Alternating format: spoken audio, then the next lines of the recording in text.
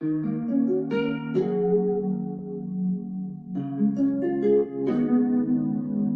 me why, every single time I get ready to film, someone nearby wants to start doing construction right when I set everything up.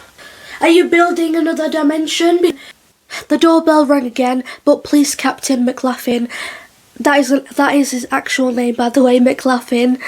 The police were constantly guarding the house, keeping crowds of people back. At one point, Police Captain McLaughlin was bit on the fingers by a German man who refused to move. That's so random and insane, like, stop biting people, like, just, calm down, sir. It's reported that inside one of the cupboards, there's the devil's cloven hoof print, just randomly in a cupboard. Like, no questions, we're not going to question it whatsoever. That's just odd, and I don't like that. Without fail, every Christmas Eve, a headless horseman is seen galloping down the driveway. Why this happens remains a mystery. He's seen pulling a coach with 4 horses. He rushes silently towards the hall before vanishing into thin air. Can you imagine being the owner of that house or hall, and it's Christmas Eve, you invite guests over, have a little bit of a party, a bit of a meal, and your guests just see a headless horseman just roaming up the driveway, just like, hey girl, what's up? You be shit yourself, like, what? Am I seeing this, or have I had too much brandy on? There's a galloping headless horseman down the driveway. Can you explain that? Or should we just get our gift bags and leave? I keep getting, like, notifications from this stupid app on my phone about, like, political stuff, or, politics. This Prime Minister's doing this. This is what's said in the recent news. Like, I couldn't give a shit about politics right now. If anything, I'm trying to avoid the news because all it's been recently is depression. If you're in your mid-20s right now and you want to go and buy a house or a flat, you might as well just remove one of your organs and cut off an arm and just use that as your future payment. Because, in fact, just to take it a step further, you might as well just go and run over your relatives with a car to claim their inheritance money. I am, like, obsessed with this top right now, and I'm wearing a poppy because this is a very special video. As you can see, we have new lights. There's a gap here, and that's like triggering my OCD. My poppy just fell off. I'm so upset. I was gonna wear it for today's video, but it keeps falling off, so we're just gonna put that there and move on. If the female bit into the apple after one try, they were mated for life, with their male partner as soulmates. I never liked the game Bobbing for Apples because if you think about it, everyone's spit and saliva has been in that bucket. Like, no thank you.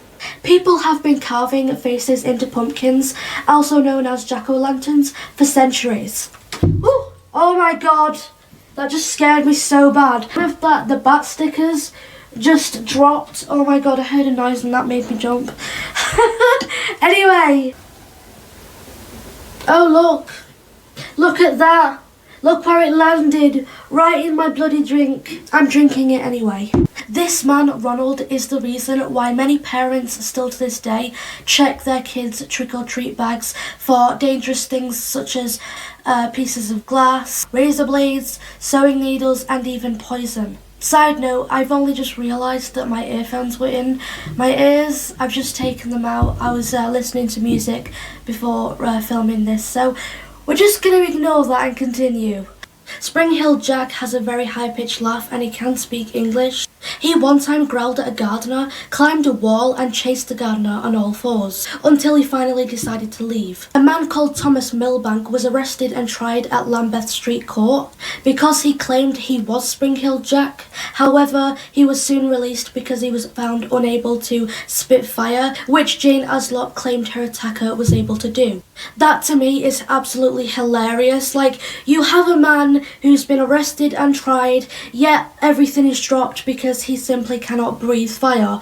Like, what do you expect? For all we know, Jane might have been having a few drink or two, answered the door and was just like out of it. Feeling confused one day due to body changes, Issei took part in bestiality with the family dog. If you don't know what bestiality is, it's basically someone who participates in sexual acts with animals. What is wrong with people? That's my question. Like, what is actually wrong with people?